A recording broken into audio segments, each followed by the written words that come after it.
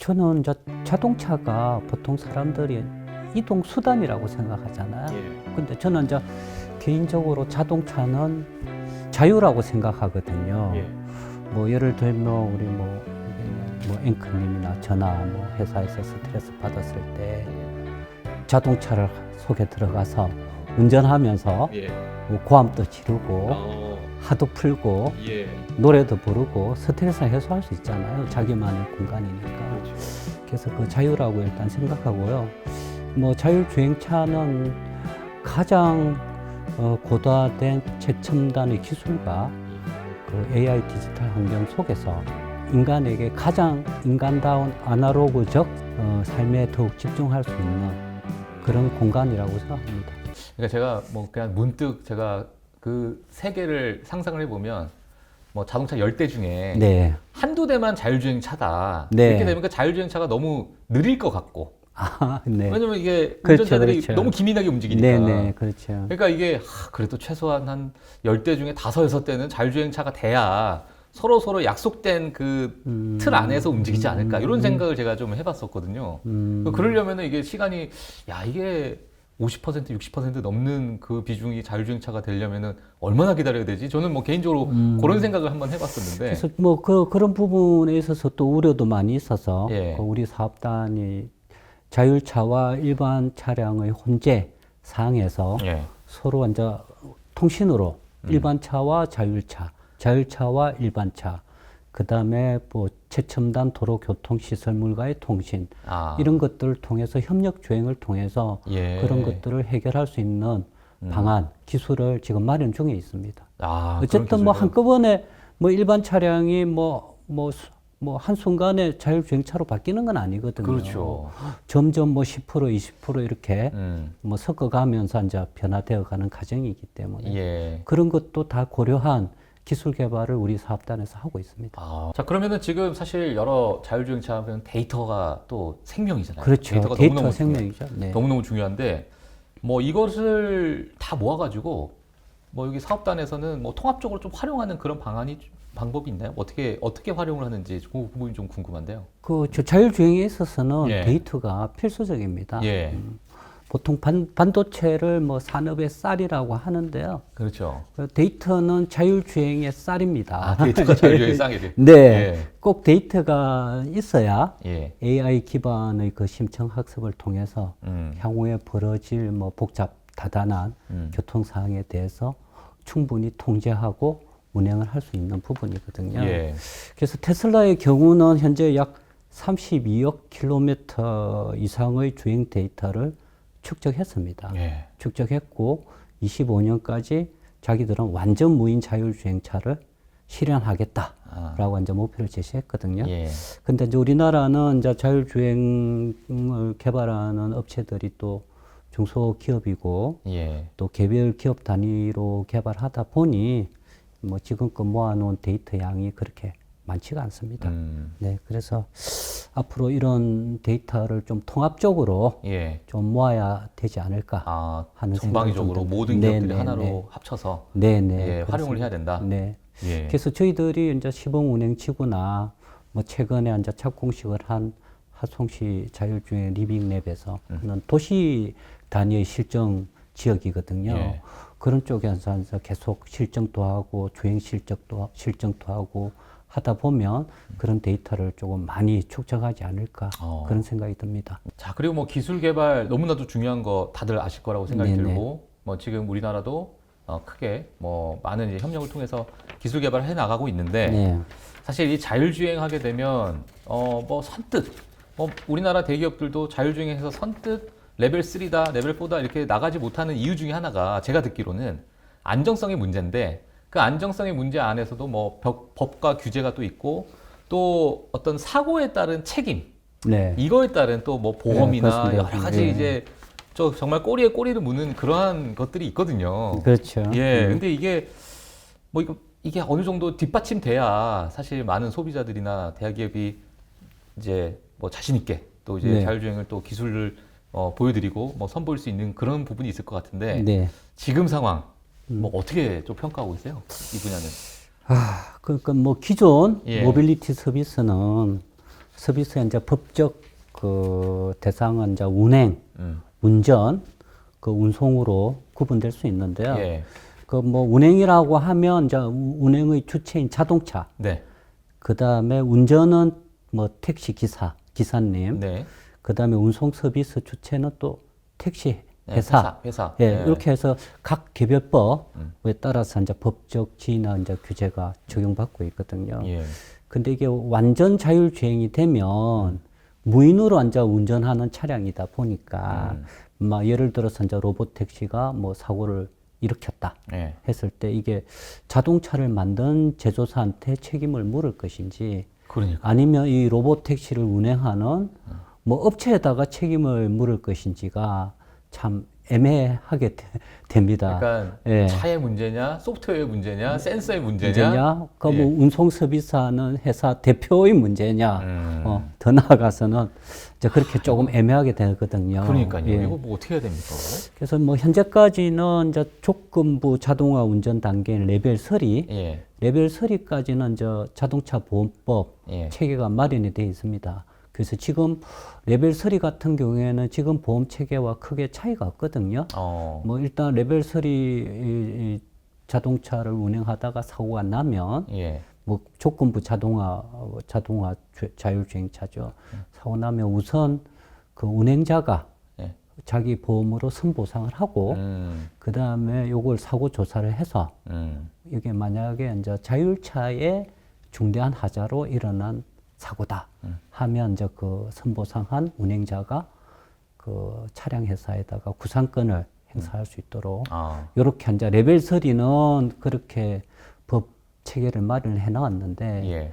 자, 완전 자율주행이 되는 그러니까 운전자 개입을 하지 않아도 되는 레벨 4 이상의 그 차량에 대해서는 아직까지 좀 더 연구가 좀 더 필요한 사항입니다. 예. 네. 그러니까 정말 자율주행 차는 자율주행 차들만 있는 곳에서 네. 해야 그것도 좀 약간 간소화되겠네요. 규제 자체가. 왜냐면 사람과 또 자율주행과의 여러 그 이제 뭐랄까요? 좀 여러 가지 복잡하게 얽혀 있는 그 도로 네. 상황에서 네네. 예, 그거 하나하나 다 따지기가 그렇죠. 예. 그렇습니다. 뭐- 지금 그래서 그걸 어떻게 예. 명확하게 규정할 것인지 예. 저희 사업단에서도 뭐 자율차 사고 시 자동차 관점, 그 다음에 운행 지배자의 관점, 예. 그 다음에 이제 서비스 주체의 관점에서 좀 표준 가이드를 지금 좀 개발하고 있습니다. 예. 어떻게 처리해야 될지. 그러니까 네. 보험 쪽으로 이제 그렇게 그렇습니다. 예, 네, 네. 또 보고 계신다. 알겠습니다. 자, 그러면은 사실 뭐 자율주행 기술이 뭐 발전을 하게 되면서 이 운송업에 대해서도 또 이야기가 많이 있어요. 그렇죠. 예, 네. 뭐 사실 여기에 또 종사하시는 분들도 많이 계시는데 네. 이 자율주행이 오게 되면 뭐 벌써 심야에만 해도 뭐 자율주행 버스가 운행이 되면 버스 운전기사 분들도 일자리가 없어질 수도 있고 자 그러다 보니까 이제 관심이 있는데 이 분야 어떻게 운송업 쪽인 분야는 어떻게 또 전망하고 계세요? 뭐 자율주행이 뭐 급속하게 한꺼번에 이렇게 바뀌지는 않을 거라고 생각합니다. 네네. 근데 이제 지금 현재 뭐 24년 기준이지만 예. 현재 이제 택시 운전 기사님들 평균 연령이 지금 63세라고 합니다. 지금 현재. 63세요? 예, 택시 기사님의 그 평균 연령이 63세고. 제가 사실 아침마다 택시를 타거든요. 네.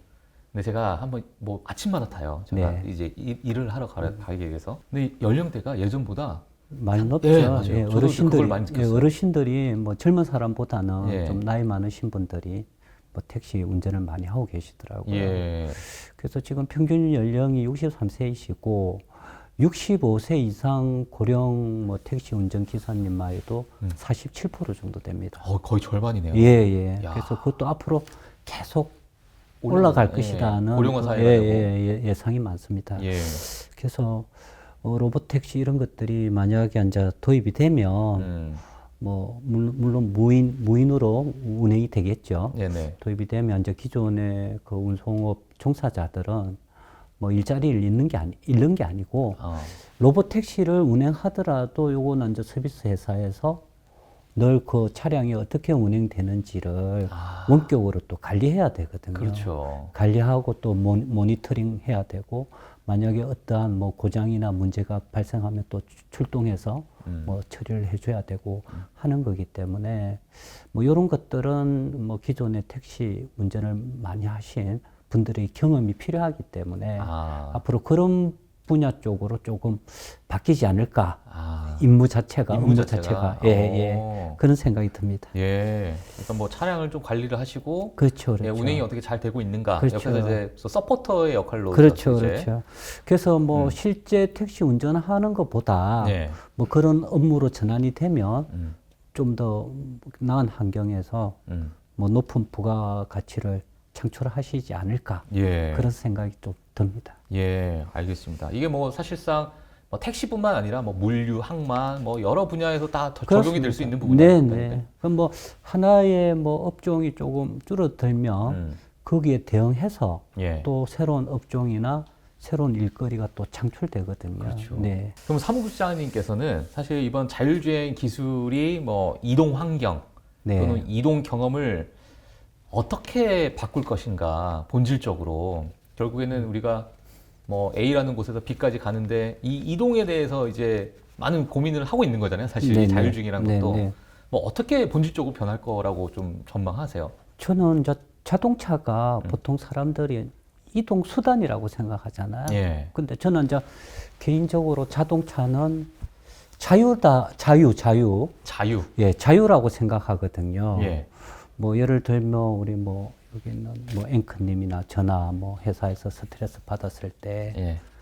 자동차를 속에 들어가서 운전하면서 예. 뭐 고함도 지르고 하도 풀고 예. 노래도 부르고 스트레스 해소할 수 있잖아요. 예. 자기만의 공간이니까. 그렇죠.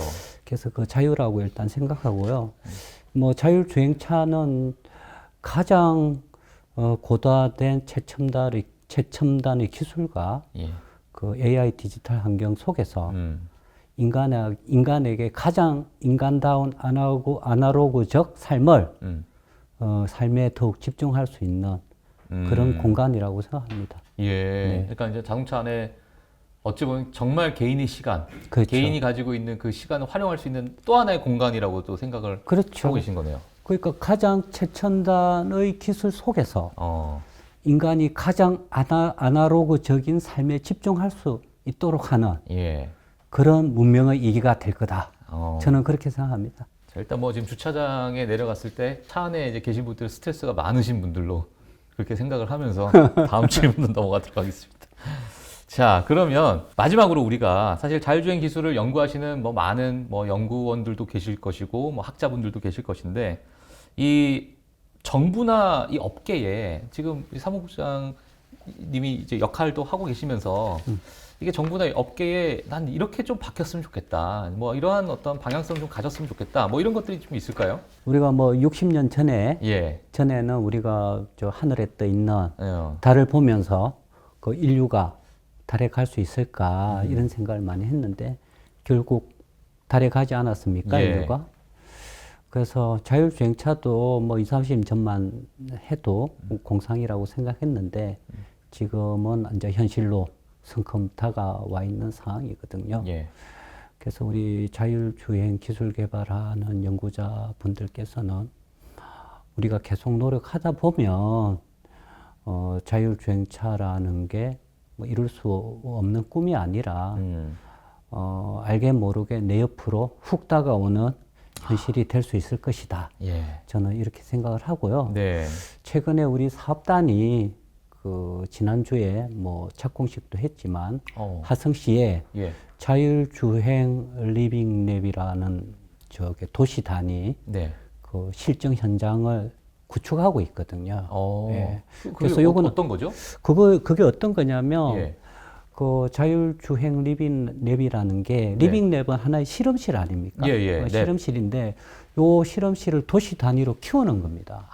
자율주행의 기술, 예. 자율주행의 공공 서비스 차량이 실제로 다니면서 그 기술을 검증하는 거거든요. 예. 그 검증을 위해서 이제 최첨단 교통 시스템도 마련을 하고, 그다음에 통신 체계도 구축하고 관제센터 건물도 구축해서 실제로 각 개별 기업들이나 연구자들이 개발한 자율주행 기술을 도시 속에서 실험할 수 있는 예. 그런 실정 시스템 플랫폼이라고 예. 보시면 됩니다. 그래서 좀 더 첨단화된 지금의 뭐 예를 들면 강남의 일부 지역에서 운행되고 있는 로봇 자율주행 택시나 자율주행 버스 같이 네. 어떠한 특정 리빙 랩이라고 해서 그 안에서 이제 첨단 기술들 다 적용을 해서 실험이라고 해야 되나요? 뭐 어떻게 불러야 될까요? 실험이 아니고 뭐 예. 체험. 체험? 실질적으로 뭐 운행이 되는. 시민들한테는 체험이 될 것이고요. 어. 자율주행차, 예. 공공서비스 차량을 직접 타고 예. 느끼고 뭐 개선 방안을 제시하는 그런 체험이 될 것이고 예. 자율주행 기술을 개발하는 뭐 연구자들이나 기업들한테는 자기가 개발한 기술을 검증받을 수 있는 예. 그런 이제 도시 단위의 그 실험장이라고 볼 수 있습니다. 네, 알겠습니다. 그래서 제가 이제 그런 부분에 있어서 지금 각계의 기업이나 연구자들이 스스로 만든 기술 개발 이런 것들을 우리 하성시 자율주행 리빙랩에서 열려 있거든요. 그 오픈된 예. 그 리빙랩이기 때문에 예. 언제든지 신청을 하셔서 예. 자기의 기술을 검증받고 또 개선하는 데 도움이 되었으면 좋겠습니다. 예, 네. 알겠습니다. 일반인들도 잘 이용을 할 수가 예, 일반인들도 이용할 수 있고요. 시민들도 이용할 수 있고, 어. 그다음에 일반 개발자들도 예. 우리 사업단의 사업단의 뭐 예산을 받아서 연구하는 기관이나 연구자뿐만 아니라 예. 그 별도로 연구하고 계시는 분도 충분히 자기 기술을 검증받을 수 있는 그런 플랫폼입니다. 네, 알겠습니다. 자, 마지막에 또 지금 화성시에서 있는 자율주행 리빙랩까지 이렇게 네. 좀 말씀해 주셨고요. 자, 오늘 하동환 사무국장님을 모시고 자율주행에 대한 아주 심도 깊은 이야기를 나눠봤습니다. 너무 감사드립니다. 감사합니다. 예. 자, 아직 구독과 좋아요 안 누르신 분들은 부탁드리겠습니다. 감사합니다.